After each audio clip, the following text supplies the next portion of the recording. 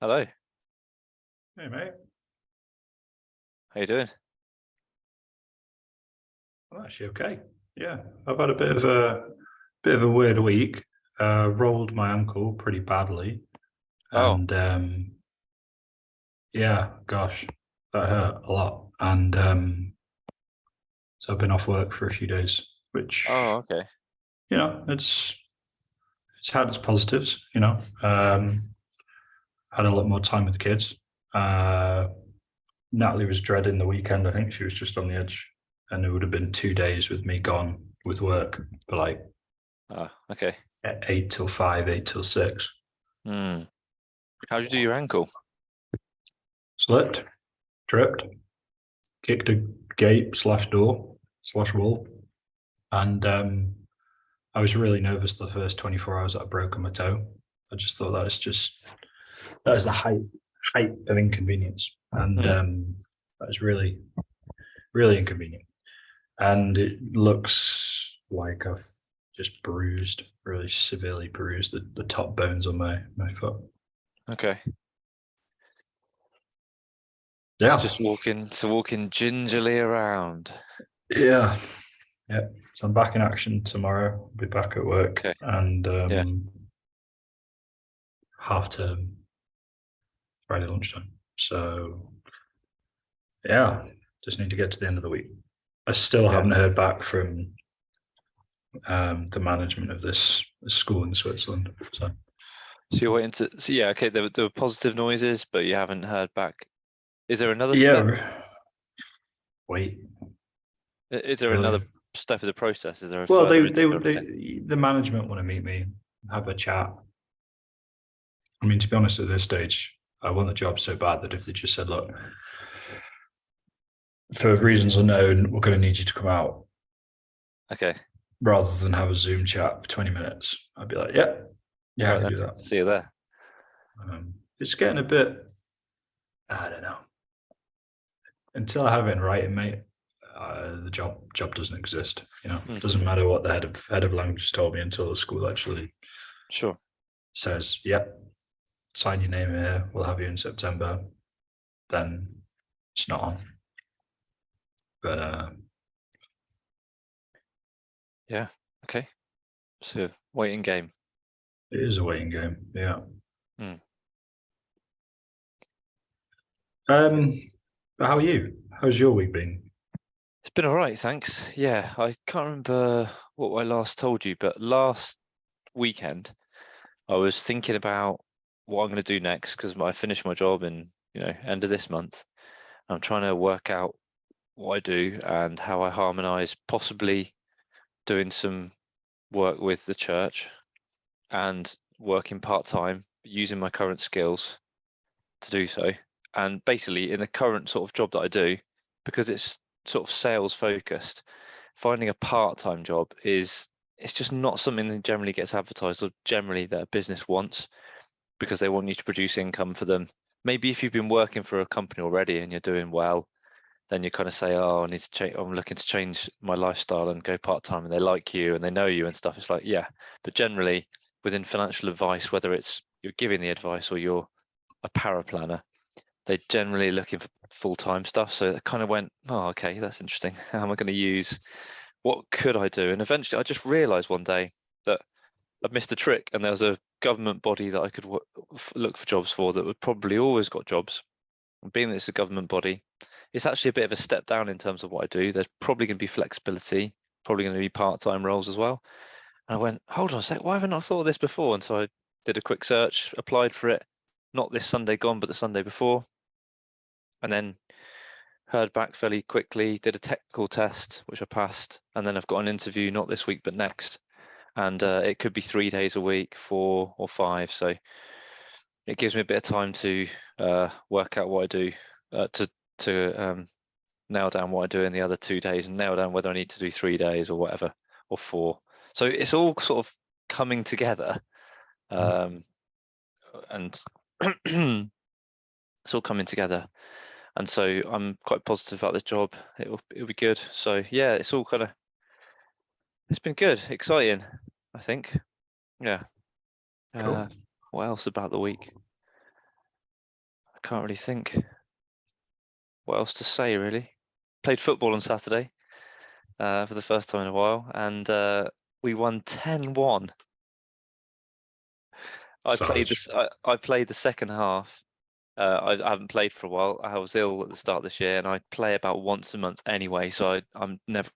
I don't sort of. I can't expect to go and play in the start the games. And we've got a really big squad. It's a good fun team to play for. And so I was on the bench, and then the manager wanted to get me on at half time. I was like, yeah, great. It's like a little kid getting back on the football pitch again. And also because they weren't a very good team and could get on and get the ball, and we could have a bit of fun. And I managed to score a goal, a 3-yard screamer. And I got very excited and celebrated more than was necessary, but also just full of joy. And yeah, I loved it. It's great, and I was aching until maybe this afternoon. Wow. I love playing sport. I love playing football. It's just such a joy when you've got a group of people that they have fun. We're all a similar level, so we can kind of trust each other with the ball. Which I've played some football before where you can't, and it's not fun when you've got the ball and you want to be able to pass to someone if they're maybe they're not like fully under pressure, but you kind of know if you're going to pass to them that there's quite a high chance they might then lose it, and it might not come back, and that's quite demoralizing. But when you've generally got a similar level, it's like, oh, you can enjoy it, and you can Is sort of the other Tom playing in that team as well? yeah. Tom Maynard plays. He's good. He's really he's difficult to play against. So he tends to play up front or like attacking anyway, and he'll just chase people down as well. So even if you hit a ball to Tom and it's pretty average, just somewhere it's not quite near him. Okay, it's gone to a defender, but if he's in and around there, he'll just kind of chase him down and win it back. So I love that. Absolutely love it. I always wonder why like professional players don't do that more often, because it seems a real shoe-in to, I don't know, maybe I'm showing my ignorance. No, some teams do. Some teams have got a specific tactic to. It's called the high press, where they all just go together and press, and then then you win the ball if you do well and you're really fit, your whole team, you win the ball right near the opposition's goal, and then you can create a scoring opportunity really quickly. So it works really well when you've got a team of really fit players and they know what they're doing and they're drilled in it. Works brilliantly. Great to watch as well. I feel like with football, there's so much good stuff and so much bad stuff in the world of football. You just think of like ultras and a lot of the racism and the just aggression, the violence you get at your football games. But then it's actually a really fun sport to play. You kind of,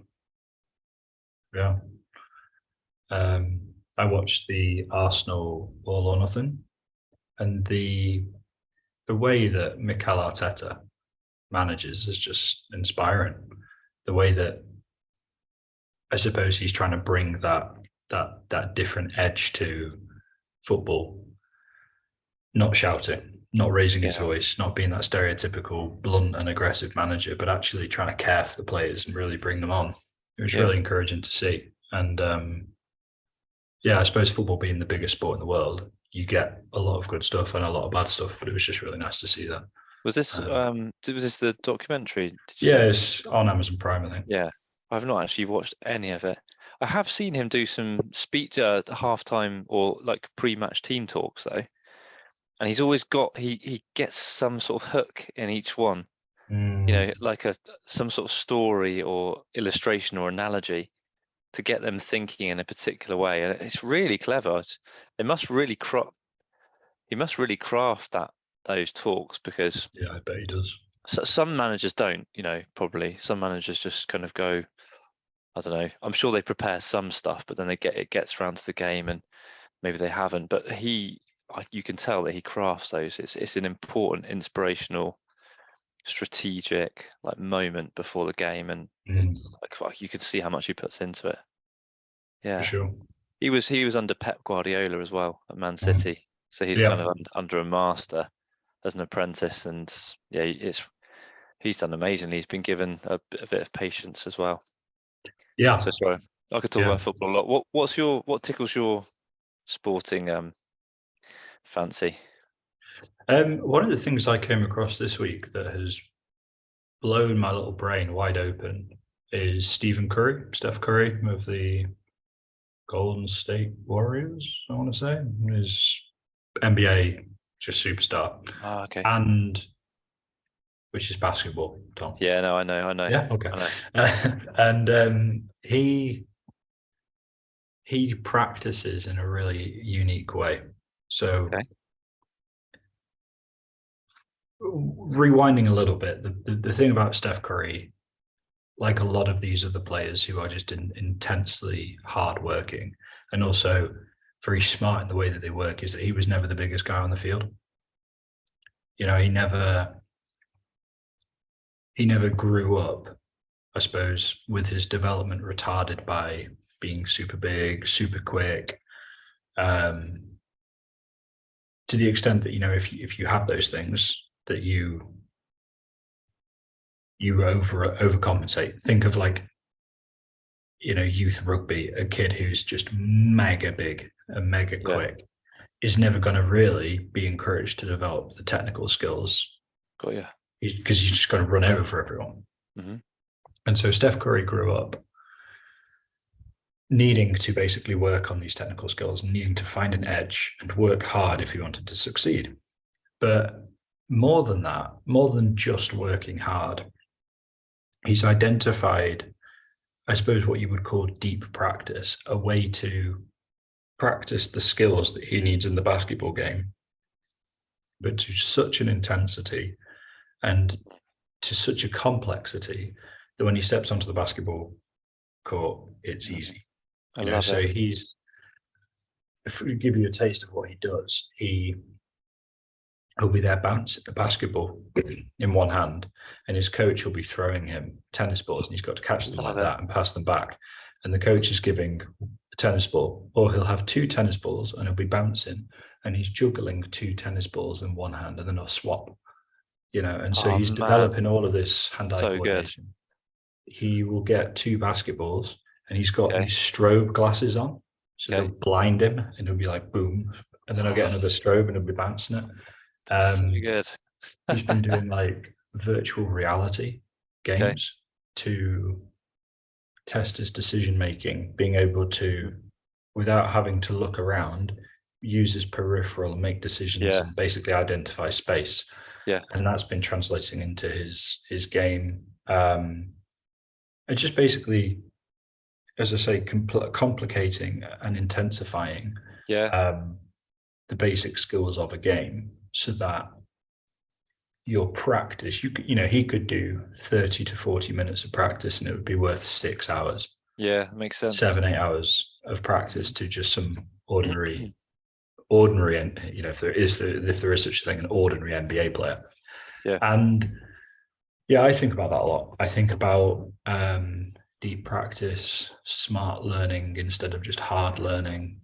I think about the idea of identifying core skills and then training them in such a way that you could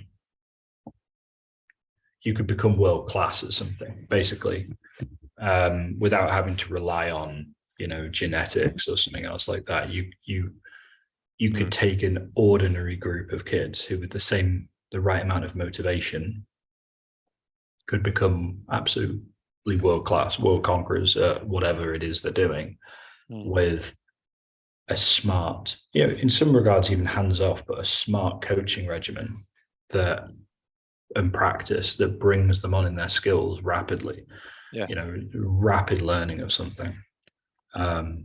Football's an easy one because with Pele and his teammates, they played futsal in Sao Paulo and in Brazil. And futsal, especially harder, and well, it's half the size and it's twice the weight. So you've got this really heavy ball, but it's encouraging you to practice, your dribbling and your these guys that can be surrounded by like 3-4 players and there's a space the size of a telephone booth and they can just walk through them, Keep you up and through the tennis ball, that kind of thing as yeah, well. Just all that sort of stuff. And the thing with futsal, one of the things that makes the players so good is that in an average futsal game, a player's getting 6 times as many touches. Mm-hmm. So if you were going to, so I coach lacrosse, I coach rugby, coach athletics, and I'm constantly thinking to myself, okay, how can we design a practice here where the kids are going to get the most out of it? And lacrosse in particular is absolutely dominated by the North Americans, and it's always been a mental game, but brainstorm for me. How could you create a non-American, non-Canadian team that could go and win? How would you do that? How would you set the balance? And I think it comes down to being bold and innovative in trying new things that really bring about deep learning. Yeah, have you heard of the basketball coach John Wooden? He's now passed, but he was like a college basketball coach. He's written some good books. I've read one actually. I was looking for it just earlier when you started talking about basketball.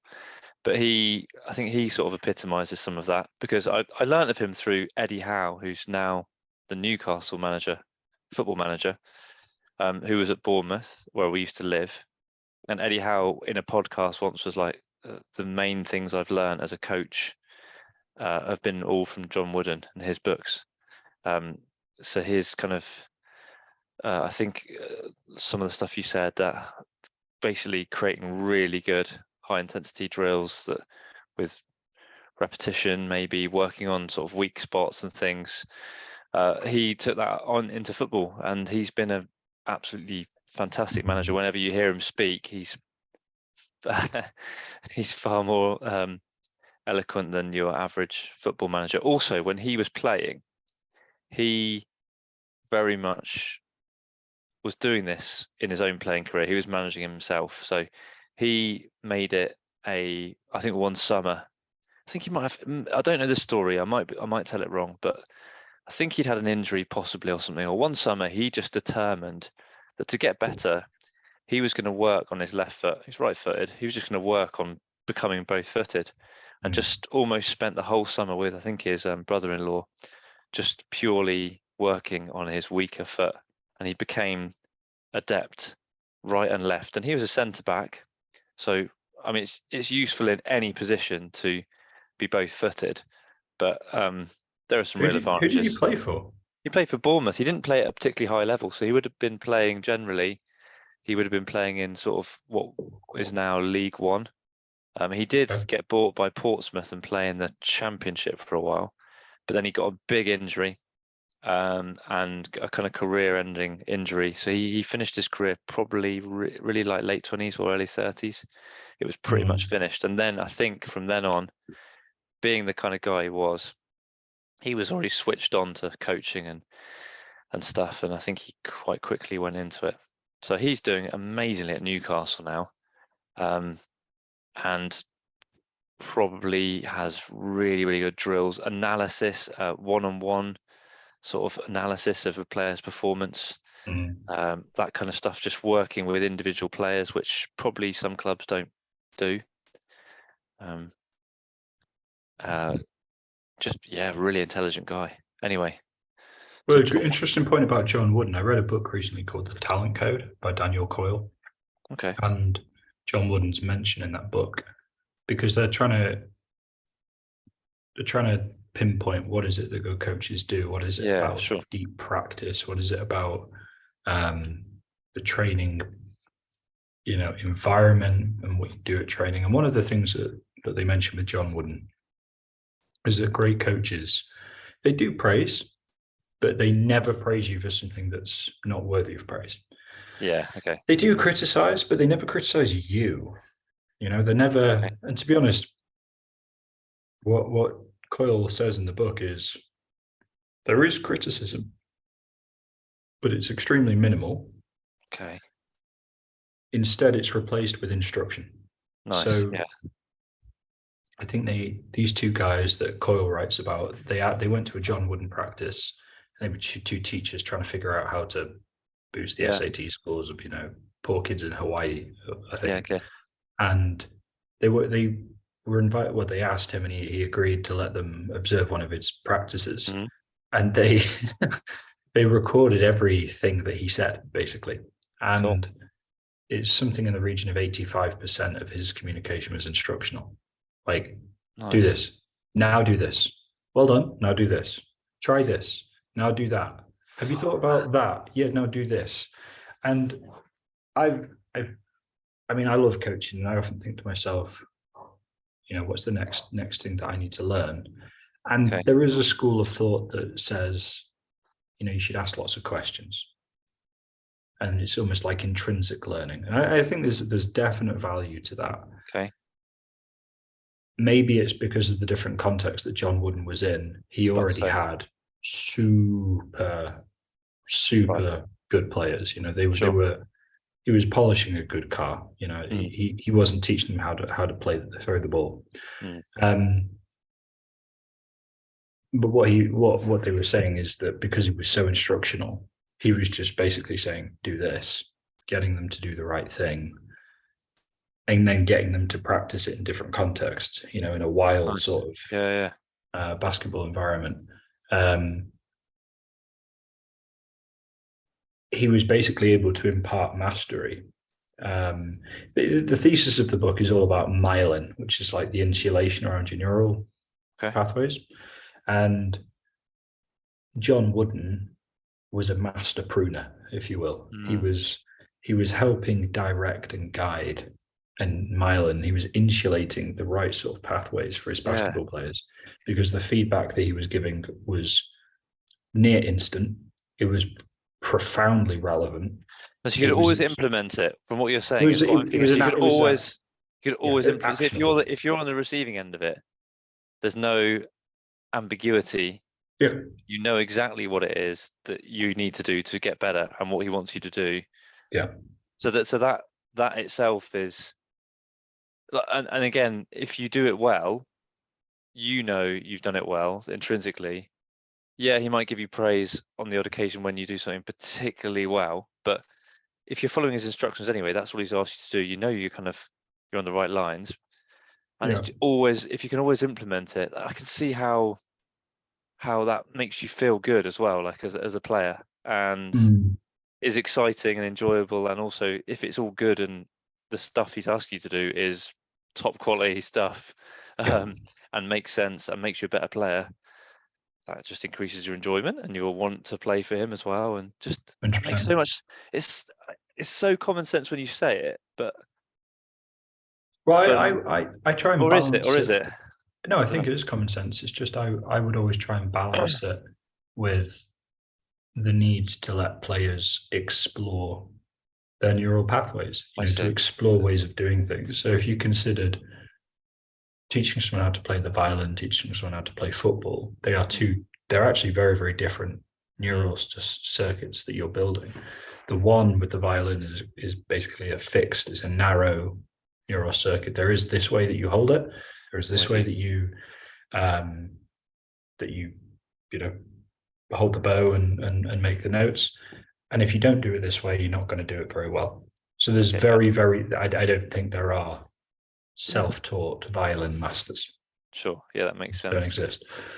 There are lots of self-taught footballers who have made it very, very far, because the difference is that football and other sports are flexible neural circuits, such that, well, a narrow one would be like an oak tree. You've got this thick trunk, and then once you're fluent, once you're very, very skilled, you can start branching off.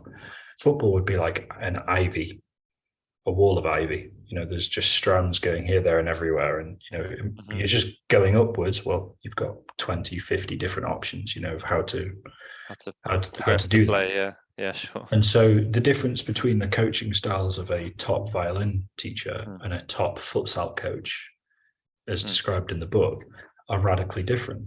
the violin coach is stepping in and intervening all the time to make it perfect, because because you need to get the neural pathway, and then you need to repeat and repeat and repeat, and so that the groove, if you will, is really present, but also that the pupil knows to go down that groove every time, that it becomes second nature to go down that pathway.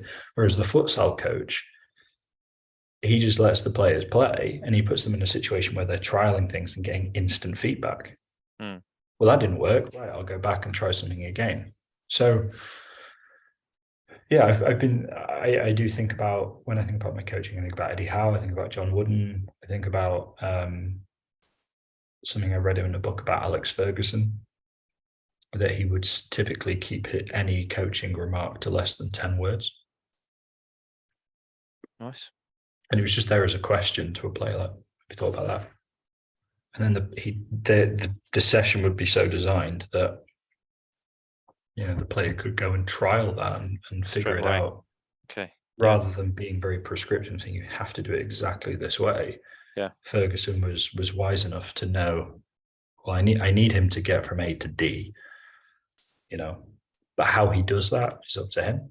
And the best players will find a way, and they'll find multiple ways, and they'll spot a way to do it that others can't. They'll spot ways that it's the whole humility aspect of being a teacher, of being a coach. Sure. I know these things that I can impart to you, but you might surprise me. You might spot a way that I hadn't thought of. And I think certainly that at top level, John Wooden wasn't as good an athlete as these guys. That wasn't that he knew that wasn't why he was there. Yeah. But he nonetheless had a very important role to play. You got me excited about that book, because on Saturday, sounds like a small thing, but basically I warmed up our goalkeeper, while the rest of the team did the warm up and did some drills and just the usual sort of like possession football sort of stuff before you play.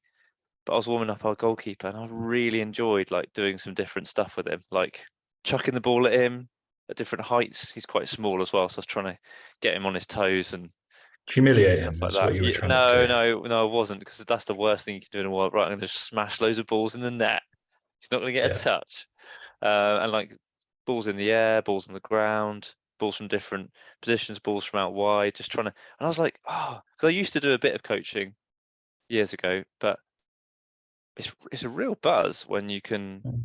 It's really creative, and you have to really be on it to think about how you're going to mix things up. And I was just trying to get him in the zone as well before the game a bit. And so this book sounds great, and just the whole idea of coaching, I think I've got a real buzz for doing that with football, because just talking about it with you and hearing these ideas and these great coaches and stuff, it just makes you kind of excited about it. What's the name of the book again? The Talent Code. Talent Code. There's another one by Tyler Cohen called Talent that I need to read as well. Basically the idea being that talent's overrated. And talent's great. You know, some people have natural ability, but it's about converting that into something meaningful. I'm increasingly of the opinion that most learning, like real deliberate training and teaching, is almost ineffective unless it's in a one-to-one environment. I think a great deal of what we class as education is time wasting. Multiple reasons why I believe that, but I'm just increasingly coming to realize that it's, yes, there is the element that not much is actually going on. I should preface this by saying that there's a ton of stuff that an individual can do by themselves. It doesn't necessarily need the teacher. Sure. So bunch of input is say language learning. I can do a lot of listening, I can do a lot of reading. I don't need a teacher for that. But when I actually want to develop specific skills, like truly progress, I need as bespoke as possible. I need the teacher to basically be focused on bringing me on as an individual. Okay. Spotting my weaknesses and giving me near instant feedback to help me develop in that way. So Steph Curry, I mentioned him at the start, he has one-to-one training sessions in addition to his team sessions. And we conflate the two wrongly when we're like, oh, the team trained, great, they're ready for the game. Might not be the case. It might be that 5 of those players need to come together once, twice a week to just click all the cogs together and get the team firing. But they also need some pretty intensive personal diagnostics. Danny's working on this, Timmy's working on that, Johnny's working on that, Stephen's working on that. And that's all tweaking them to make them better individual players. And you still get the team practice where they all come together. But if Steph Curry isn't doing his individual crazy training, his basically brain training and deep practice, then he's not going to be progressing in the same way as a basketball player that he would be if he was only doing team sessions. So, makes sense. You, the one-on-one with the keeper, how is it possible to develop that keeper in the same way if all he was ever doing was games? He would be retarded, and by retarded, I want to be specific. The actual definition of the word, his growth and development would be delayed because he wouldn't be getting the intensity and frequency of personal improvement that he would need. Which it sounds like with Eddie Howe, what you were saying, a restless guy, because his brain's always seeking improvement, and he's not getting that in his sessions. So he's looking elsewhere. He's doing it for himself. Yeah, that's right. And I think what's more, it's exhausting. I do one-to-one tutoring. It's really, really tiring. But the pace of development is just off the charts. Makes sense. Makes sense. There's maybe areas where you could have 1 to 2, 1 to 3, 1 to 4 small groups, like a seminar, and that would be fine. But if you actually really want to bring someone on, they need to be doing a lot of personal learning, basically input, soaking themselves with whatever content it is, be it football, be it languages, be it finance, as you're involved in. But when it comes to actually assessment and learning new stuff and being tested and putting it in your long-term memory so that it's there forever, I just think one-to-one personalized bespoke learning is the way forward. That's why I'm so excited about AI. One of the reasons why, because I think the increasing trend of God's universe is away from centralized power structures towards decentralized, individualized everything. From Bitcoin to holidays, it's our world is becoming increasingly individualized because of the gospel. Thinking of, I was going to ask you a follow-up question of how this relates to the spiritual life, but I just thought of a random thought. Everything we've been talking about is making me think of like the mind of a top athlete, the focus, the sharpness of thought and movement and stuff. And a number of years ago, there was a film put out on Zinedine Zidane. It's just called Zidane, and it was basically what they did is they for one game with Real Madrid, they had about 24 cameras all focused on him. So this film just follows him for the whole game.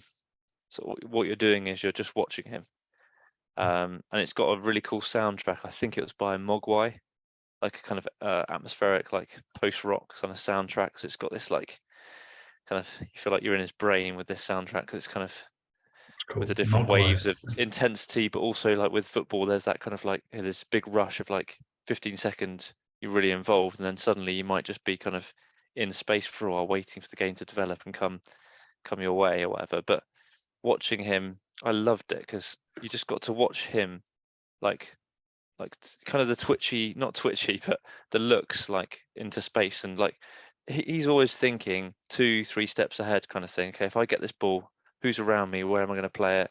What am I going to do after that? You could see him sizing everything up, looking around, etc., always aware of what's around his shoulder and stuff like that. And it's just a marvelous kind of documentary, really kind of artistic, done like kind of like artistically and beautifully as well, with a wonderful soundtrack. But really cool to kind of get close to being in the mind of a top athlete. Okay, to move it on then, how does this sort of stuff then relate to the spiritual life, the Christian life? in terms of the stuff you were saying about Yeah. one-to-one, particularly. I think profoundly. Whether or not I can put it into words, whether or not I can do any justice is one thing. But it has enormous ramifications for how we want to teach in the church. It has enormous ramifications for how we do discipleship. There's big knock-on effects in terms of how we approach the time we spend doing improvement, of any sort.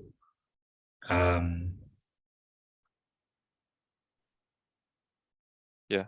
Just in terms of the teaching, I mean, why do we do one sermon with one person at the pulpit and everyone sitting there passively receiving, if they are, one message? Preaching is the means that the Holy Spirit has chosen, that God has chosen, and that the Holy Spirit works with, that people might be saved. Yes and amen. But what do we mean by preaching? What do we mean by the proclamation of the gospel? Can that have fresh expressions? Can that look different? Right. Can we be bold enough to say, well, actually, God's made our biology in a particular way, so if we work with that, we will see more success. That would be one example. Just speaking as a teacher, looking around at the really inefficient, if not non-existent pedagogy that goes on in most church services. It has big knock-on effects. You were talking earlier about, potentially having a part-time role with the church.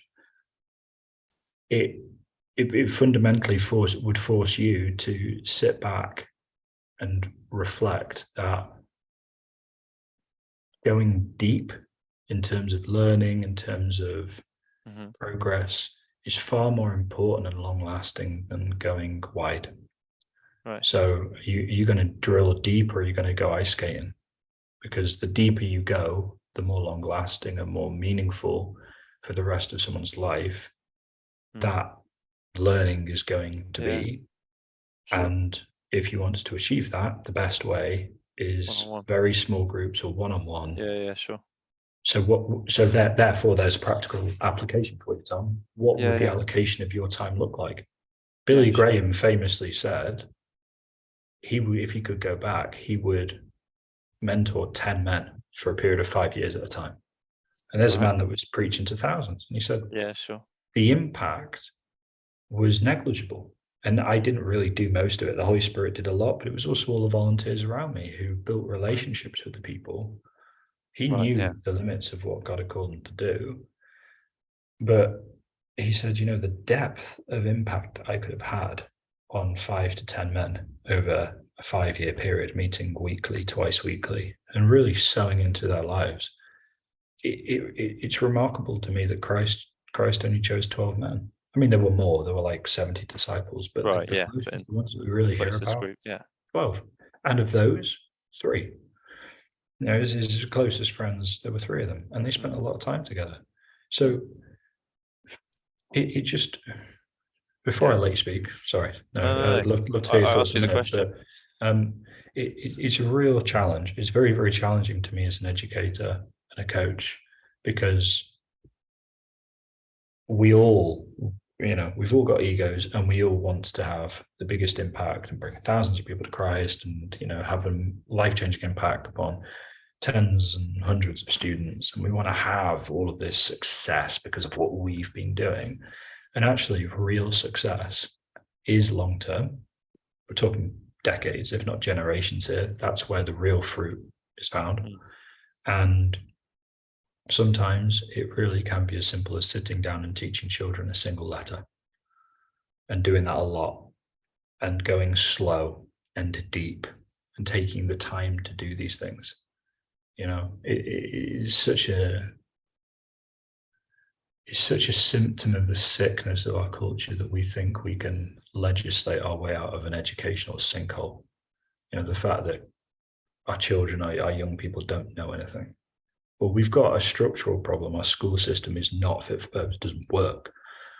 But it's also the idea that we have this hubris that we can just vote in a new government and that'll fix the problem. And it's actually every single person in this country needs to know their neighbor and needs to love their neighbor.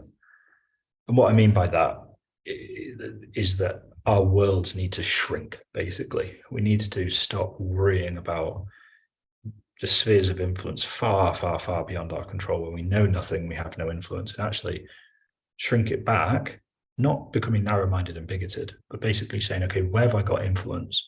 And who can I help that's close to me, where I can actually have an impact? You know, if we're worried about illiteracy and poor numeracy in our young people, well, are there some families on your road with kids? Could you maybe just find a way? I mean, I'm really spitballing here, but is there a way that you could help those kids that you see every day and whose mums you maybe know their names and whose dads you might see at the supermarket? Could you maybe just help them? Is that possible? You know, if you're worried about like lack of activity and obesity in the world, you know, how about your neighborhood? Could you maybe just put on something, or just befriend people? I don't know. No, that's good. But we're profoundly relational beings, and God is a personal God who speaks to the individual. Like, there are covenants and there are collectives, but we are not fundamentally defined by the collective. We are not defined first and foremost before God as a group. We're defined as Tom, Ben, he, she, and Christ. This is the beauty of one of the multiple beauties of the cross and of the gospel, is that Christ came to save sinners and he knew their names. You know, he came to save the human race, but it's this beautiful aspect of God's character that as Christ was dying on the cross, he thought of you, he thought of me, he thought of each of my kids, he thought of my father, he thought of every sinner. You know, and it's the one and the many. That's the reason why we need the Trinity, is because we can be in sin under the first Adam as a human race, but also every single one of us individuals is in dire need and is blessed personally with, without being subsumed, without losing our individuality in this mass, in this collective. So when we understand cognitive science, when we understand biology, and when we're willing to let that dictate how we then do things, our proclamation of the gospel will still be a proclamation of the gospel. It will still be preaching, but it will look different. And it might look less, more repetitive, but way deeper. So if I can give one last example before you have it's good. I had I would say one of the best language lessons of my life. I was teaching a young lad, virtually, was online. He's a real good kid, really good kid, great pronunciation of German, but we're still building up words, right? You know, I've had him for just over one term, and we were doing im Haushalthelfen, so helping in the home, and we got up Quizlet, which is kind of like this flashcard vocabulary learning, you know, software. It's pretty decent. The free version is great. And I've created like a flashcards vocab set for this topic, right? And I've got rudimentary knowledge of memory and cognitive science. I do not have a master's in the subject. I am really interested in it, and I know enough that it's starting to. I know what I don't know. It's like the second stage. I don't know what I don't know. I now know what I don't. Yeah, I'm now consciously incompetent. But it's thank you, Tom. That's all right.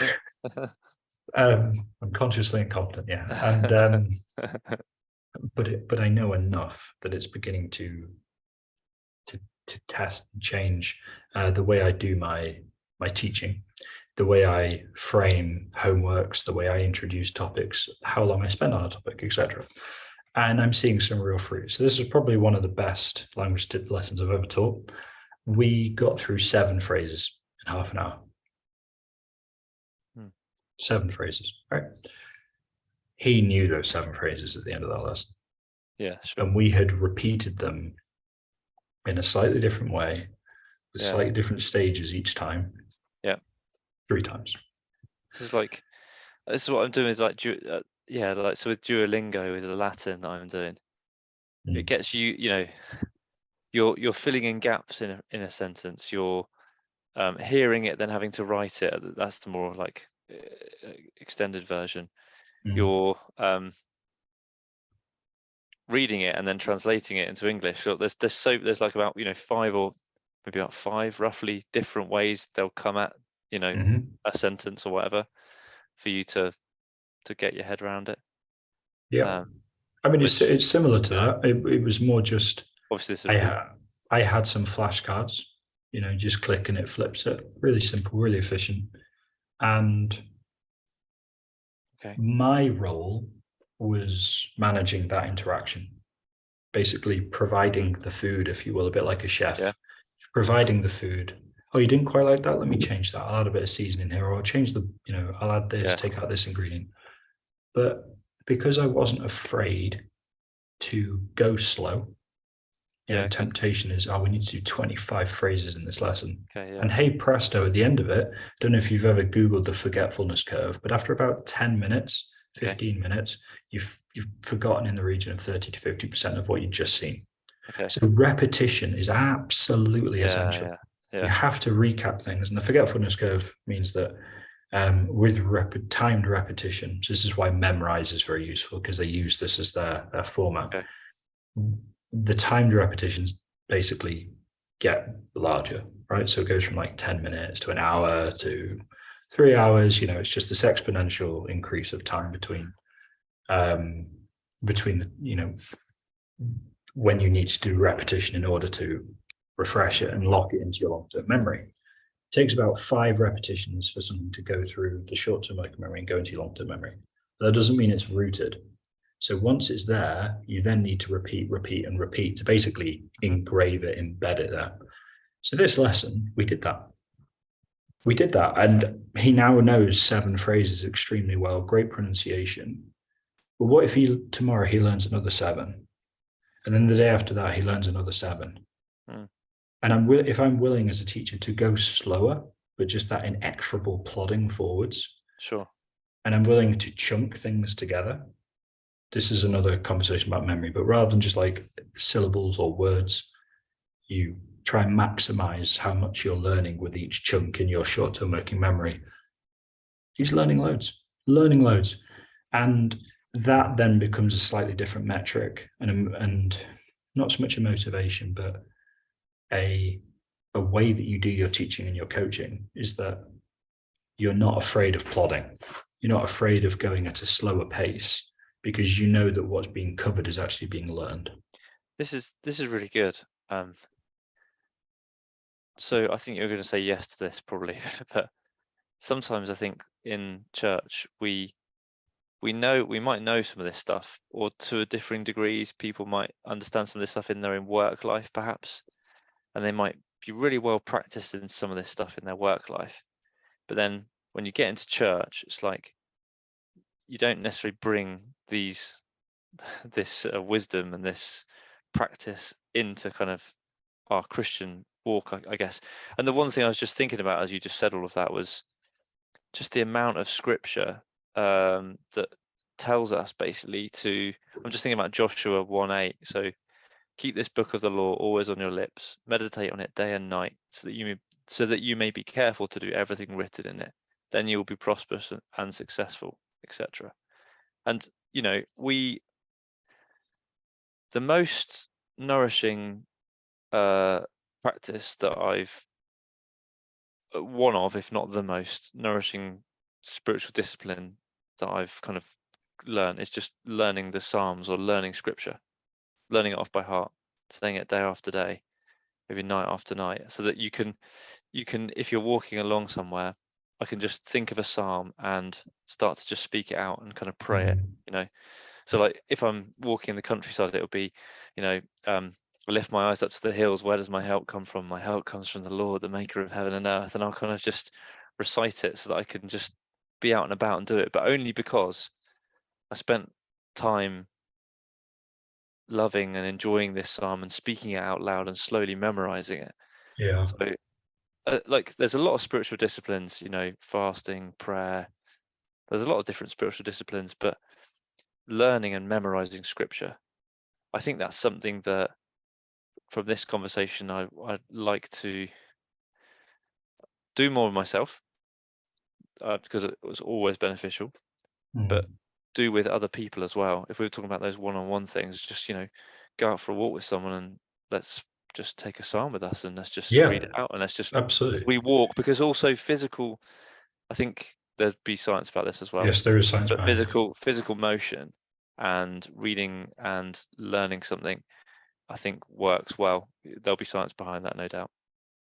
Yeah, there is. It just, there's a variety of things, but one of the things that it does do is it increases the retention.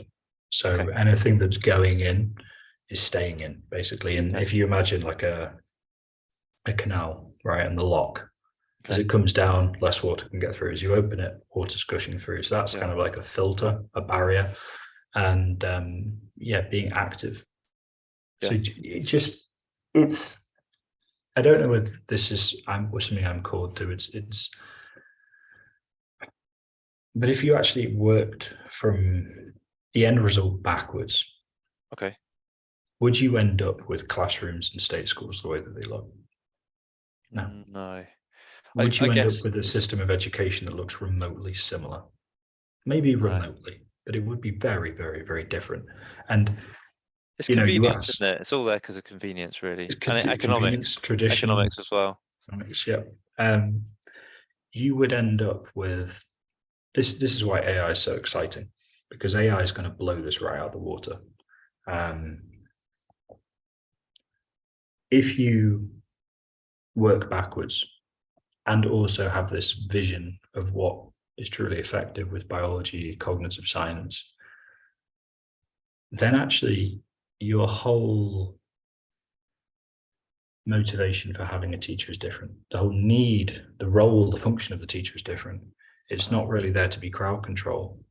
How much time did you and I spend with a teacher, passive in a classroom waiting to be fed things? And sadly, it really feeds into a very negative attitude. Oh, well, I didn't get a good grade because you didn't help me. It's like, that's totally not true.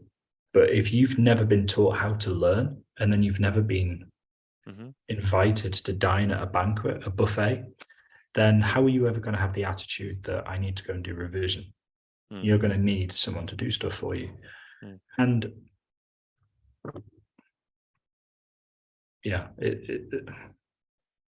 that's a much bigger conversation, and it's probably not one for tonight, but there is so much reformation work basically to do in the existing systems that we have, to really identify. I mean, here's a thought, Tom. Here's a question. If AI enables mundane work to be done by computers, right? And it frees up every single human being to be a sub-creator, every single one, what then? Yeah, sure. Yeah, that's a good question.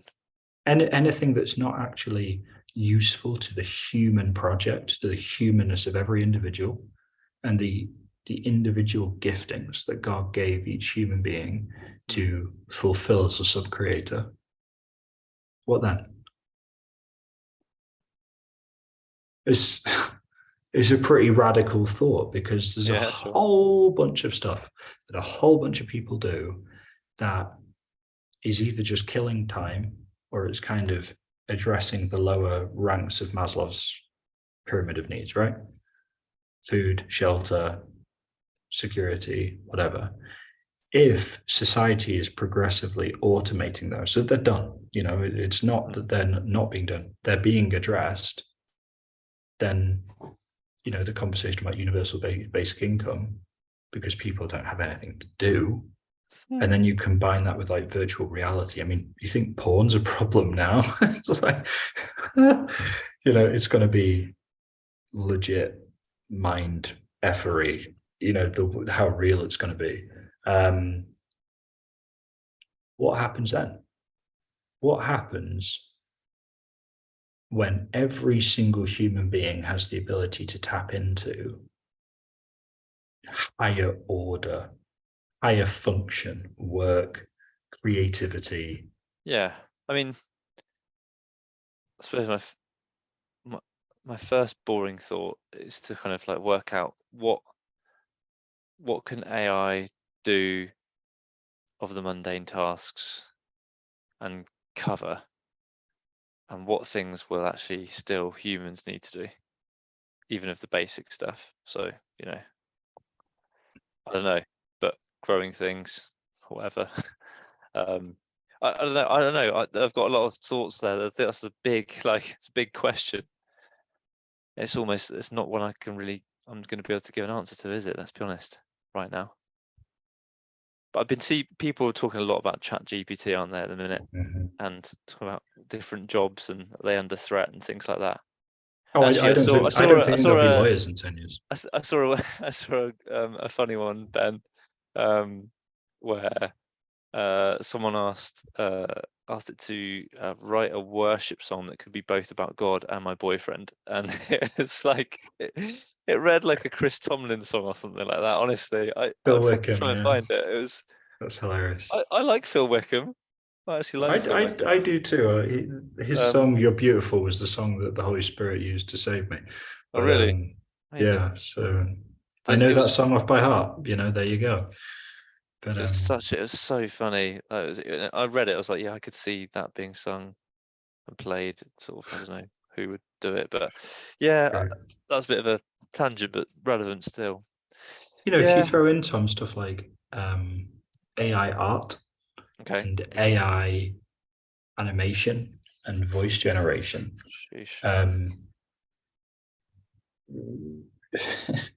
yeah, it's nuts. They already have created like top level film trailers in 3 days. Something that would take weeks to design and develop. People are going to be creating top level, like Hollywood style films. Okay. In a few hours. I can't get my head around it. I can't. Even you saying it, I'm just like, yeah, you might be right, but I can't believe it. Right, here you go.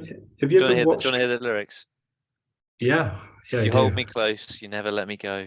In your arms, I find my strength to grow. With every step, I know you're by my side. With you, I'll conquer every fear and tide. You are my everything, you light up my way. In your love, I find my home each day. With every breath, I'll sing your praises high. You are my king, you are my reason why. There's another verse as well. But yeah, nice. This is yeah. What a brilliant thing to ask it. I asked ChatGPT to write a contemporary Christian worship song with lyrics that could either be about Jesus or about one's boyfriend. That's just great. That's outstanding. A brilliant use of. Sorry. Have you ever seen the film Ready Player One? I read the book. I love the book. Great book. I haven't actually seen the film. Brilliant book. I've read really Ready Player 2 as well, which is fun. Okay. But basically, this concept of VR and world generation is. So, have you ever played Skyrim or heard of Skyrim? I don't play video games. Man. Lord have mercy. I'm a bit of a weirdo. I'm just like one of those. Anyway, let the hearer, the viewer understand Skyrim, Nordic Viking fantasy world, right? Okay. One of the best video games, particularly open world games, that's ever been created, and they've upgraded it so its graphics look super real. It's still 10 years old and super popular, but they also have created like a VR version, right? And we're talking giant spiders, cave bears, dragons, being attacked in the wilds by wolves, hunted by animals, right? Bandits. And when you're just playing it on the TV screen, you're like, yeah, okay, just took an arrow to the knee. Yeah, that's fine. And you just fight on, right? You're feeling it. I watched a few videos of guys that have basically been playing Skyrim VR. And there was this one guy who basically had a real vulnerable moment. He basically said, guys, those giant spiders are really freaking real. And it's pretty traumatic fighting them, in close combat. So I really recommend first time you play, be like a stealth archer so that you kill things without them attacking you. Because it's really scary. His voice cracks and it's like but we were talking about deep practice and we're talking about, I even mentioned VR, which Steph Curry uses to an element. I think it's going to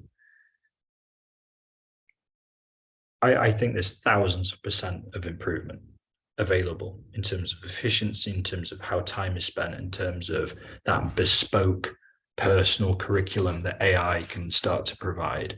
When you throw VR into the mix as well, I could put you, think of anything where you need to practice context specificity. I could put you into a frightening situation that's got maybe like 30 different grades to it. And so we really build you up. Think about goodness, think of any situation, but like PTSD or self-defense. I can put you in a situation that's challenging. It's like X+1. It's just challenging enough that it's drawing you on, but X+2 would break you. It was X+1, and I'm going to gradually build you up. Okay, maybe there's 30 levels. The AI is sorting it all out in the background. And I run through that scenario again and again and again and again and again and again. Minor variations to make sure that I'm not just learning that specific. I'm actually learning the skill in slightly different situations. I mean, I said this was exhausting, but you could squeeze a week of schooling into one morning, because all of the knowledge that you've learned, you'd be applying it there and then, and you'd be developing rapid improvement, instantaneous testing, and then retesting in a different way to make sure you'd learned it. In terms of any skill, I mean, think of off the top of my head, like a butcher. How many pieces of meat do you need to practice the perfect cut, or to practice, I'm not a butcher, but preparing a carcass? There's only so many carcasses that they can provide, right? And they're pretty expensive.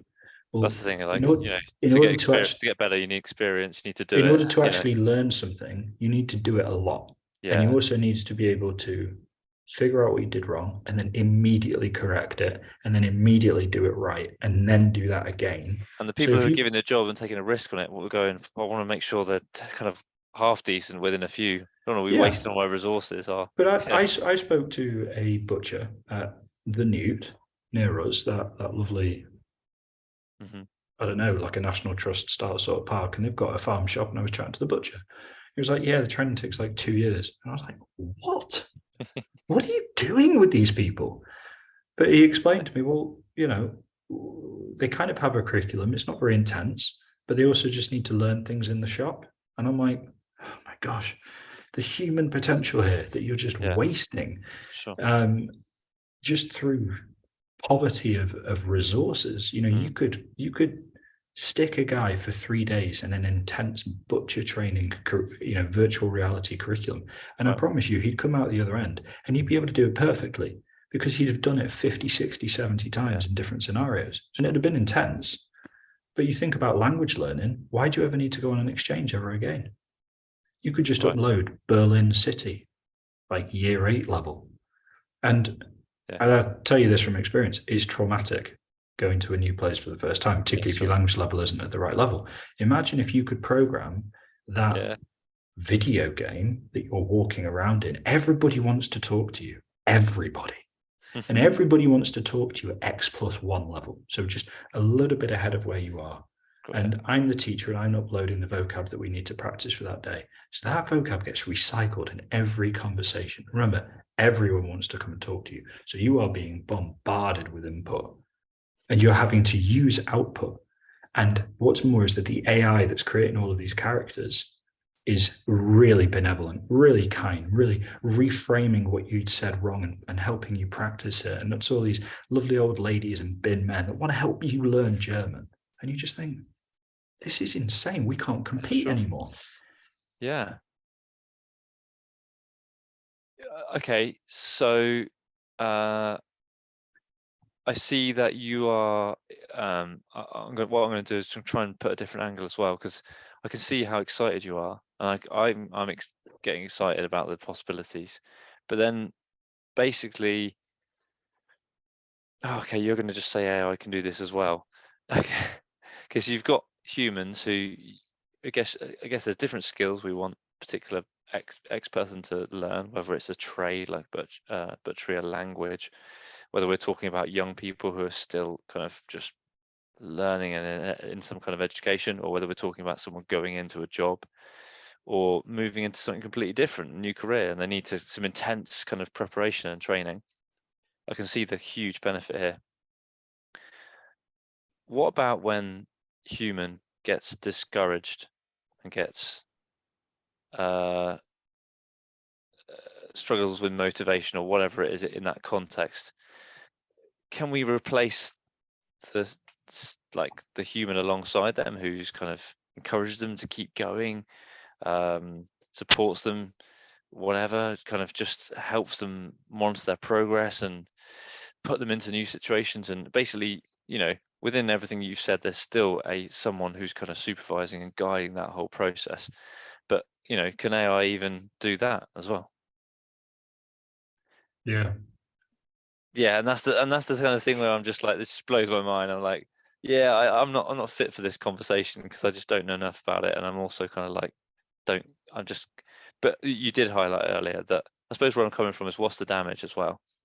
Oh, And mate, you've obviously highlighted the there's going to huge be damage incalculable damage. I because mean, of the greed of people as well. That's not going to change, and companies, corporate, it's yeah, it's not stuff just the greed going of on. people, it's the fact that our institutions, our companies, our brains, our fixed mindsets just aren't ready for this.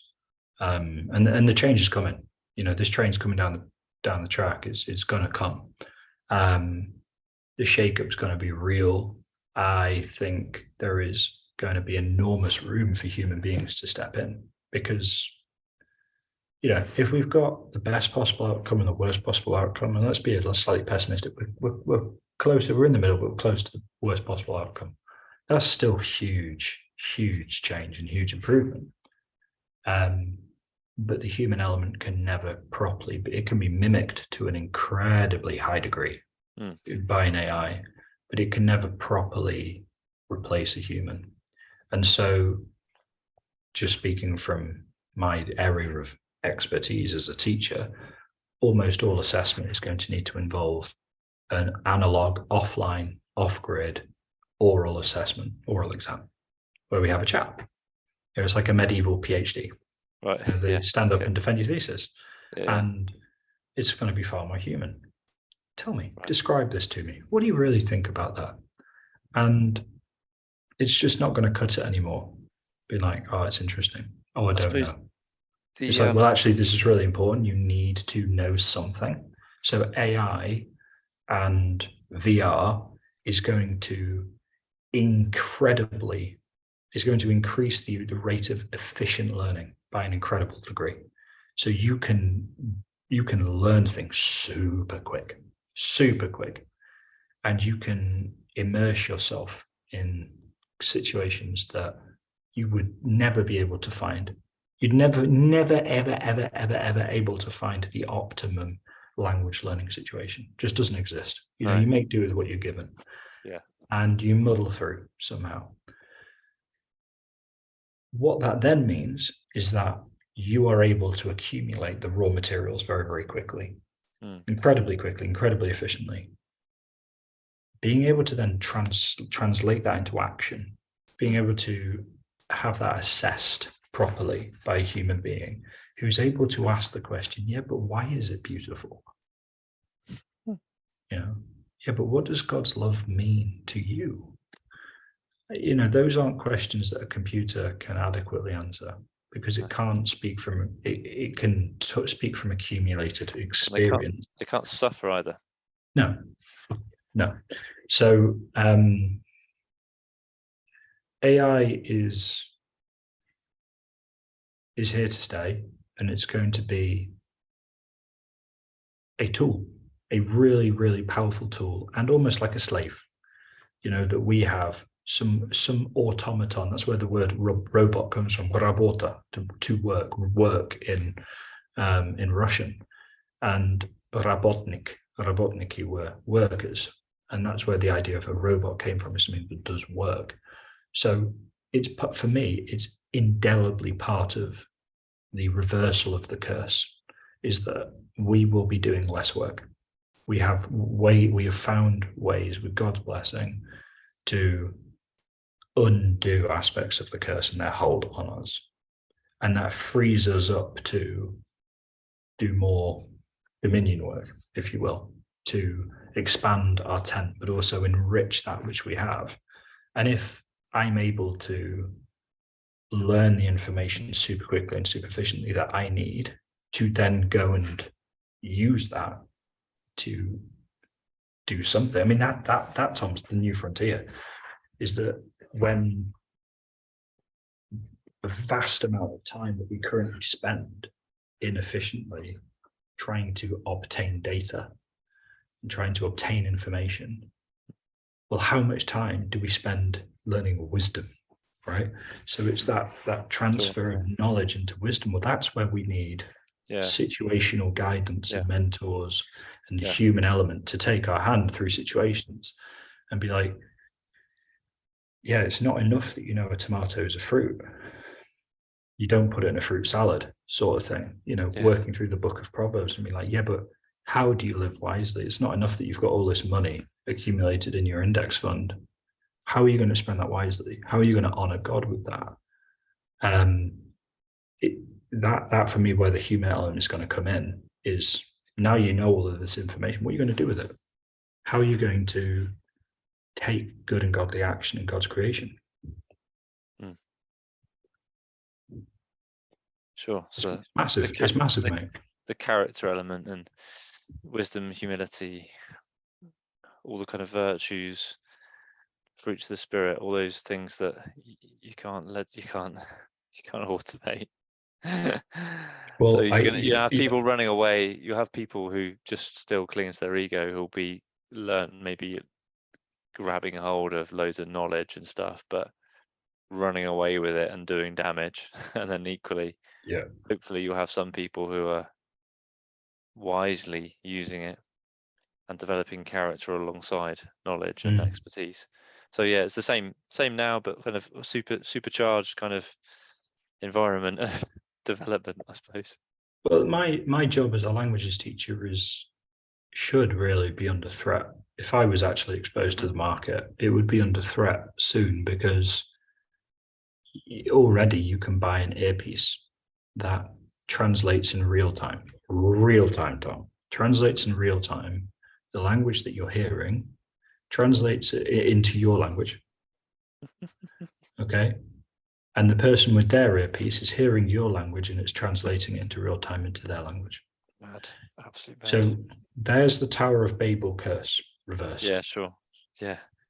But here's the challenge. Well, is it though? To an enormous extent, that's going to free up collaboration. The Tower of Babel reversed is Pentecost, as in like. Yes. Like because what you're talking about is like the reversal.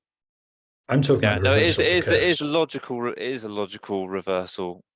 It's a logical reversal of that curse. Yeah, it is. I agree. I suppose, but it's like it's purely logical reversal of the curse rather than logical and spiritual, if that makes sense. Yeah, maybe I'm going down into the weeds here, but I just wanted to stop and just kind of say, well, yeah, I agree, but then that's where you kind of, these missing element just keeps coming in, doesn't it? Of like, okay. Well, there's an agricultural company that has created, and I kid you not, droids that will drive through your field without damaging the crops, and they will laser beam the weeds. Are you a Star Wars fan? These are the droids you have been looking for. Not, but there's a reversal of part of the curse that God placed upon mankind.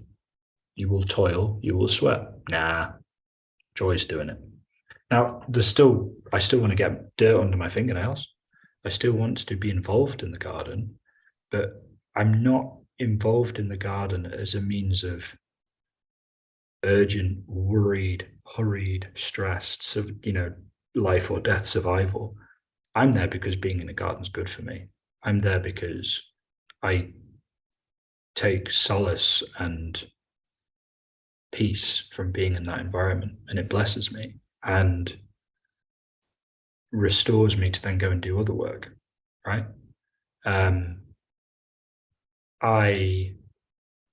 We've talked about going deep and doing deep learning. The idea that I could basically upload a program into my brain or go through a highly intense immersion program that means that I actually learn stuff. Might even be able to do it in my sleep. I mean, yeah, I could, and the AI could be using all sorts of clever strategies and formats to make sure I'm actually learning it really deeply. But then the character element comes in of sometimes it's really important to go the slow way, the hard way. Mm-hmm. And I think that's always the temptation with technology, isn't it? That it removes the need to actually suffer. You used suffering before. Yeah. It short circuits the learning process, the character process. That you might get the result that you want, but you missed out on a process that was supposed to be working something in you as well.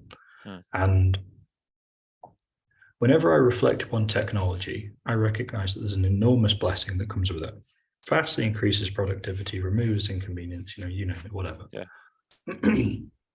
Here we are in a world where we're just used to being able to get on a plane, fly to Australia in a single flight, right? I can WhatsApp or FaceTime people in South America. I'm just used to that. I take it for granted, right? Yeah. Well, VR is going to blow that right out of the water once more. We're just going to see another huge radical shift that's going to just dislocate absolutely everything, because geography then becomes of no importance whatsoever. I can quite literally have a bespoke holiday where I walk through Venice, and Venice is for me. Right? Can you imagine that? I've not, and I know what point you're going to make. Yeah, but Ben, you didn't go to Venice. You didn't actually walk it. It's like in Good Will Hunting, where he just has this massive smackdown. It's like, yeah, but you've never seen the Sistine Chapel, punk. And he's like, right. whoa. Can you smell the smells? Yeah, you can't smell the smells. So there's going to be an element there of, well, actually being in the real is really important for some things. There's a vast amount of things where being in the real is negligible. It's just not important. Sure. And I reflect that a great deal of discernment is required with each successive introduction of new technology. So 100 years ago, yeah, I'm sure like porn and stuff like that and sexual sin was an issue, and lust was still in the heart of man. Was there really as much opportunity for men to kind of do it? No, there wasn't. There just wasn't the opportunity. Didn't mean they were any less sinners. You go back 1,000 years and you gave them iPhones, they'd be just as depraved and deranged as we are. It's the idea of, well, to what extent does the seeming righteousness of earlier generations come about because they were actually just deprived of opportunities to sin? They were too busy in the fields to kind of do dumb things, whereas we've got an excess of time. What do we do with it? Well, now I've got a phone. I've basically got a digital harem on my phone. If I just type in a certain hyperlink and I'm in the dark,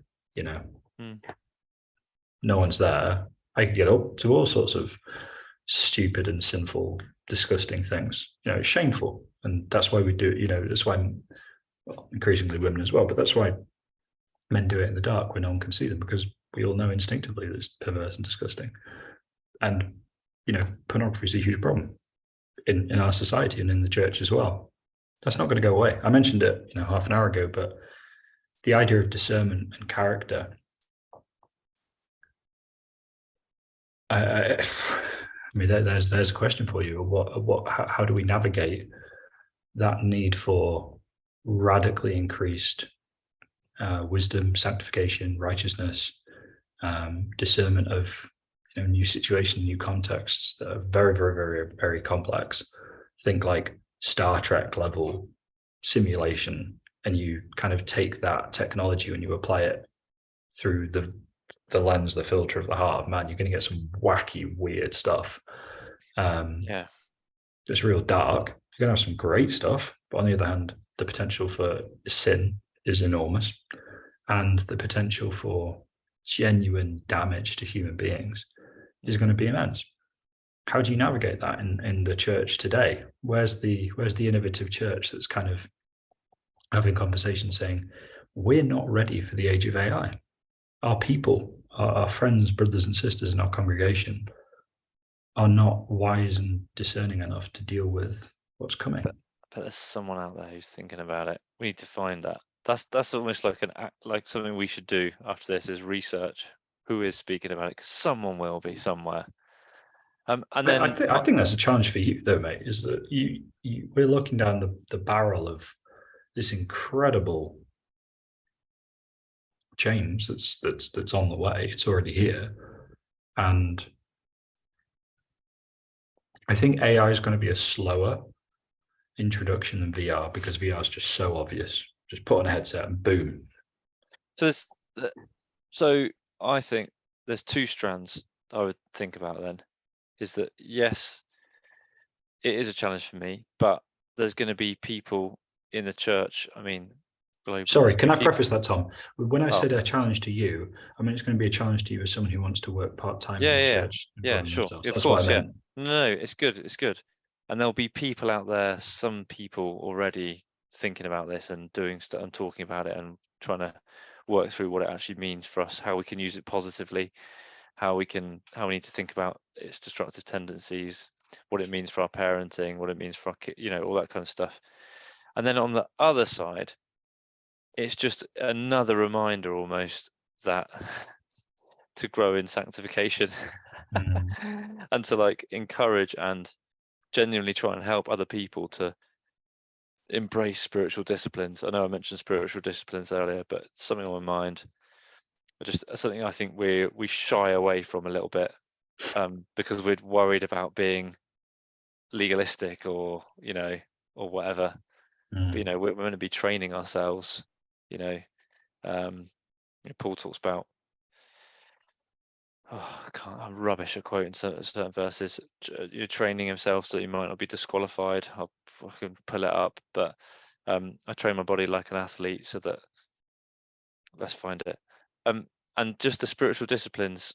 So on the other hand, the character stuff, this whole danger of AI and stuff, it's just another reminder that we get on our knees before Lord and pray, fast, memorize scripture, worship him when we feel like it, worship him when we don't feel like it. I think Speak out, dare ourselves to speak out when we don't want to. Like the other day, football in the changing room. I've got 1,000 times in my life when people have blasphemed in front of me and I haven't probably said anything. And on Saturday, I was next to a guy in the changing room afterwards. He was sort of blaspheming a couple of times. And he said, I'm sore. He said, Christ, I'm sore. And I went, oh, that's right, because he knows what it's like to be sore. Like, it was just a quick comment, like, he suffered. Oh, I'm a Christian, that's why I say that. And that was it. Like, it was like, I said it like it was a passing comment, but I was like, I'm just going to say something that makes him go, oh, what? Oh, because it's second nature for a lot of people just to blaspheme and not even think about it. Then someone just go, okay, there's so many times when I could say I haven't done anything. I like kind of dared myself just to say something quick to make him think. Don't know why I shared that story. Just pleased that the Lord help me say one little thing to someone to try and make them think about Jesus. But yeah, there's like, how do we navigate it with wisdom? How do we use it positively? How do we watch out for the dangers of it? But then also there's just the spiritual disciplines will never change. The need for holiness, the need to grow in character and grow to be more like Christ, like that doesn't change. And so that's why we can go and mine people from thousands of years ago and their wisdom, and it's still very relevant for today. I think that's the beauty of wisdom, as you say, is that it applies to human beings and we don't change. Our problems have maybe like a different paint color.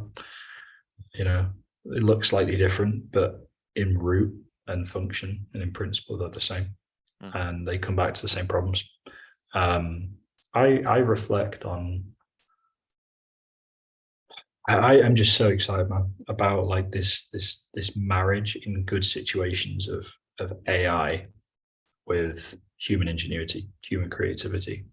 I just think every single problem is going to have a much quicker potential solution, and we're going to be able to identify things that we've just been ignorant of. Think of like designing the ideal town center in Yeovil. If you walk through that It doesn't with need that. VR, and you've also got an AI that's just running the numbers on all sorts of things, is up to date from that morning with human well-being needs, the perfect angle of this, the great, resistant materials for XYZ, and you just think, hang on, this is going to redesign things in a way that we just can't conceive, because our brains just can't do that. It's going to create a fundamentally human-friendly habitat. Wow, what does that look like? And then you combine it with all sorts of layers of, be it sustainability, energy efficiency, you name it, whatever, and it will, produce it in like 20 seconds. Do you want to go and explore that, Tom? Yeah, okay, put your headset on and walk around. And there's your architect. What's the architect doing? Well, it's walking through and interacting with the landscape and working in partnership with an AI. Well, what does heaven look like? We've not had the eschatology chat. I am profoundly post-mill, really optimistic for the future. I believe that heaven is coming to earth, that this earth will be gradually perfected, maybe even over thousands of years, millennia. Maybe we're still in the early church. By the end of by the end of human history, we'll still be considered the period of the early church. I don't know, but what does heaven on earth look like? Because whenever I contemplate it, I inevitably have this almost ancient world, bricks and mortar, horse and cart, sort of, with angels, right? Stereotype in my head. And yet, I don't know if you've ever seen the film Tomorrowland with George Clooney. Like, heaven's going to be hi-fi, man. It's going to be high tech, and it's going to have all sorts of cool technology in it that would make what we have currently look just backwards. That's really interesting, because that's not this is a fascinating conversation, because number one, eschatology, I don't have a position because I haven't looked into the different positions enough. I just haven't. In fact, I get put off when people talk about it, to be honest with you. That's a quite a conversation for another time. But everything, what you just said, this is just where it reflects personality. Doesn't sound of any interest to me. I don't really want technology in heaven. Like I think of Eden. So I think of heaven, the new heavens and new earth. One picture of that is Eden is restored, right? Yeah. And Revelation gives us a picture where you've got kind of two pictures really together, which is kind of partly kind of Eden restored, tree of life, but then also this, the New Jerusalem, beautiful city, precious stones and a golden walkway and all this kind of stuff. So I always think about it as like the fundamental, and you might come back to this, but the fundamental materials that God made this earth with, the natural beauty plus the kind of precious stone, got all this kind of stuff that we read about in Genesis. Like we read there's 4 rivers flowing out from Eden, and one's got gold near it and stuff like that. Almost like all those hints of heaven, the new heavens and new earth we read about in Revelation, are kind of already there in Genesis, in Eden, in the kind of natural things that God's put on this earth. And then this kind of beautiful worship and uncreated light is there, like in the Transfiguration, Christ is clothed and they see him in this light they've never seen before. It's like this, the kind of uncreated light. There won't need to be a sun because it's the glory of the Lord is revealed. This is really problematic that you don't play video games, because so many But of my like where, but metaphors but are oh useless. really? But like I just don't like. So in all of that, like I just don't. It's like almost like the idea of will we have cars or not. Like I don't care. I don't care. If we have technology? I don't care. We won't Look, need to. I've got a question for you, then, Tom. You won't need it like necessarily. So what why would I care about that? What are we going to be doing in the new heaven, new earth? Yeah, and that raises an interesting question. I think, there was always work. So there was work. Yes. There was always work Yes. before the fall. It's just that after the fall, our work was cursed. So Yeah. the fruitfulness was, like you've just been talking about, Adam's work to sweat and toil on the ground, and then women childbearing become increasing their pain and so on. So there's always going to be work and fruitfulness. So growing things and making things, but without those curses, really. So in that kind of pure, worshipful and brilliant way that God had always intended. What that will look like, I don't know. Will we progressively make more? This is where it gets kind of like hazy, and like you start to want to stop talking because you don't know what it's going to look like. But there will be work, yeah, if that's what you're getting at. Yeah, And I that am. work will be of I'm glad you great, said that. that work will be of fulfillment. Work is not a dirty word, sort of thing. Yeah. And so So I think it's that will be spaceships beautiful and for planetary us. exploration. Yeah, I won't be. You can work there, and I don't know. I'll do something else.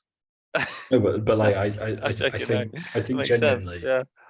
part of our role in the consummated earth, because heaven comes to earth, will be that we will all just be going out and exploring God's creation, endless creation. Like the last chapter of The Last Battle, C.S. Lewis's Last Battle, and it's like it was the first page of a book. Every page was better than the next, better than the last, Right. and it went on forever. And you just think, gosh, a God of eternity, and I can't even comprehend, that. Yeah. I just can't comprehend that you are infinite and you are inviting us into infinity with you. It's beautiful. What? Um, Yeah. That yeah, makes a lot of sense to me. I mean, because, and I'm not well versed enough to come down on this real strong, but heavens most of the time, or a lot of time in scripture, is just the skies, the stars, the planets, is the skies. Everything we see beyond Earth. yeah. This idea of heaven as being somewhere else, or somewhere that's kind of just we go to away from here. That's not what we actually see, is it? Well, there's definitely a spiritual realm, isn't there? Yeah, of course there is. Yeah. I mean, the reason why I brought up the video games is because, Okay. um, It was lost to me, wasn't it? well, no, it was just more that's been one of the areas that I've kind of been catechized, right, in Oh, right. Okay. Christian and non-Christian optimism for the future, is people Ah, basically visualizing and creating their idea of what will a perfect human society look like. okay. And I want to say Isaiah 66 or 67, it might be 64. It's in the 60s. It's late, guys. It's Isaiah 60s.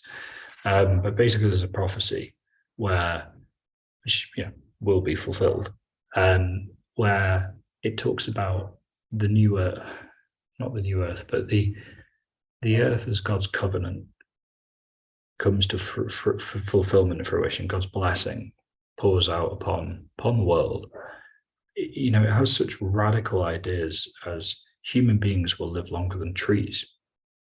There will be no infant mortality, and a man that dies at 100 years will have been considered to die like an infant.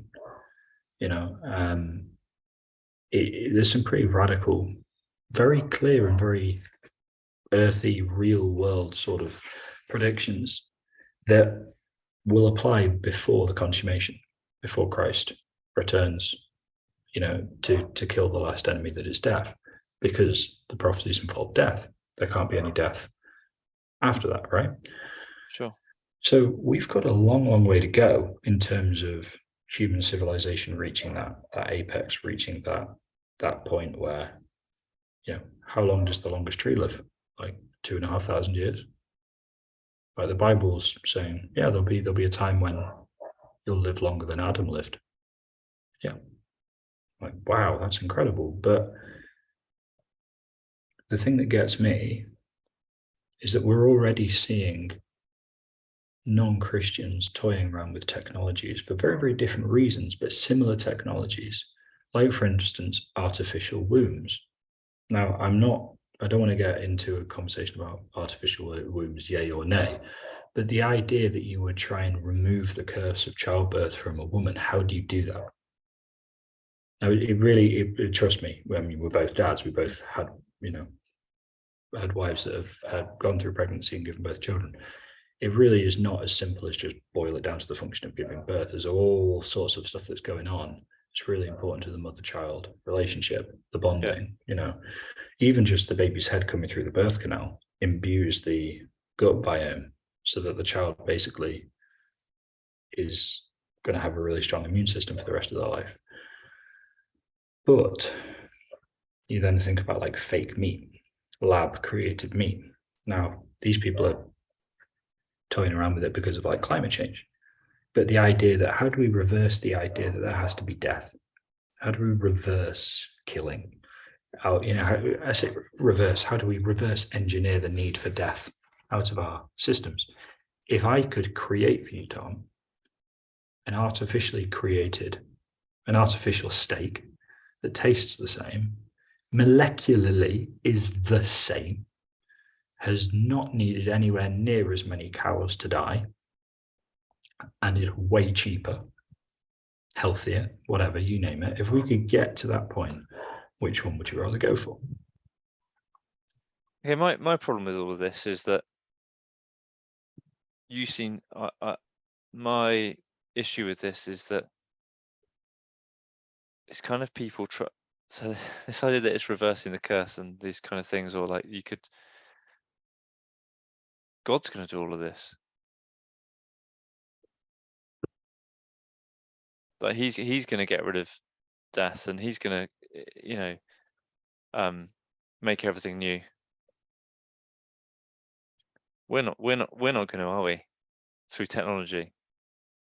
Well, this is where we might have to stop this tractors episode if you say no, because then bombshell. it's going to open up this massive can of worms that's going to set me off on like an eschatology thing, looking into post-millennialism and all the other options. I would prefer to have the option of whether I sweat during work, if I need a workout. But if you don't want spades and tractors and fertilizer, mate, you go right ahead. Wait, say that again. Right, so just when I'm just riffing on you, but like when God says to Adam, curse will be the ground for your sake, for both thorns and thistles, which will bring forth for us from out of the dust we were taken, for the dust we are, and to the dust we shall return.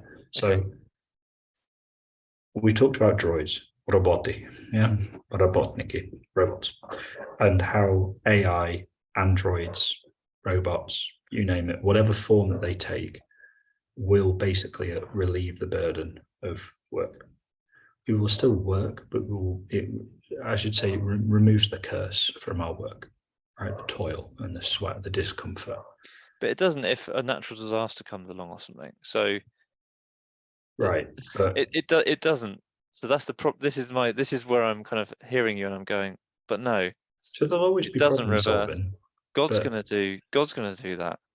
It's not robots, he will, and AI is not going to reverse the biblical curse. It might do to an extent. It might do to an extent, but it cannot do it in full measure. Only God can do that. Yes. But what tools is God going to use?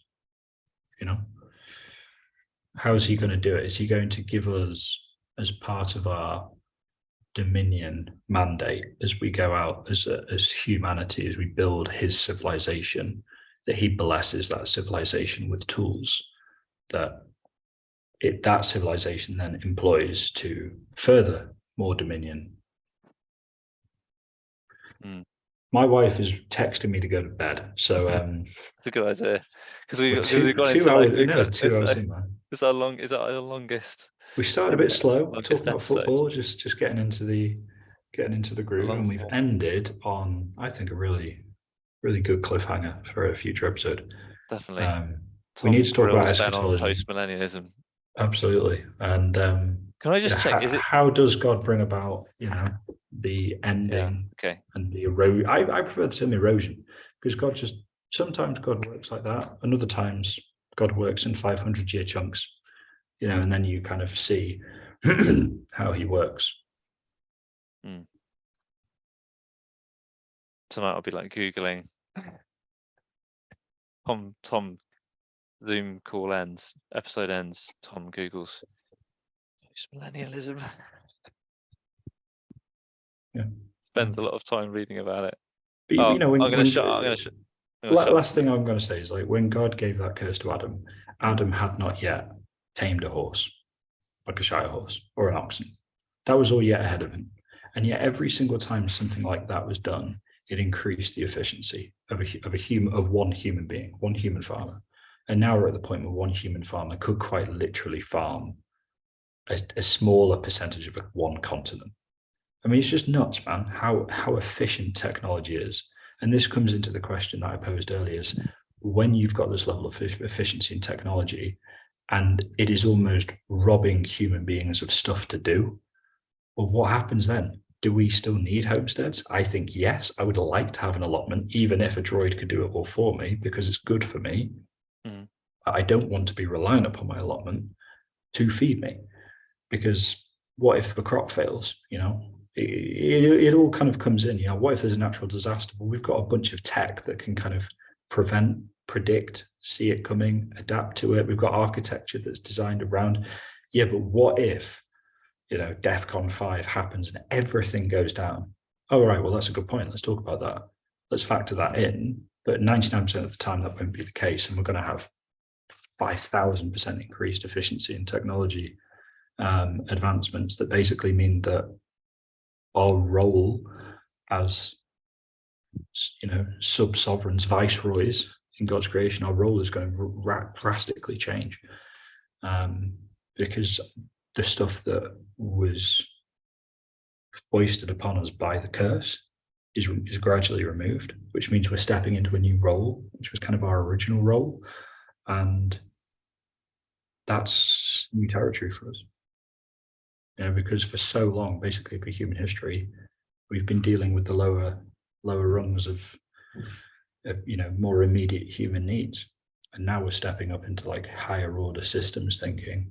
How are we going to run a planet? How are we going to build a civilization in all of these complex ways? The world's getting really complex. It's not going to slow down. It's not going to decomplex, get less complex. Anyway, all good thoughts. Yeah, I've got to stop myself. Maybe next week we can talk about eschatology. Let's do it. Let's talk about it. I've got a week. This is week 10, by the way, and we forgot the cake, so we need cake next week. Got to be joking. I had cake for dessert. Did you? I made a crumble banana cake. Let's do it. The cake will come. Let's see. Cake will come. Week 11, right? It'll be week 11. Week 11 cake. Even if it's just like a little cupcake with one candle. Eschatology next week. Eschatology next week. Brilliant. All right, Ben. You're on. All right, Thanks, boss. mate. Take care. Stay well. Bye-bye. Bye.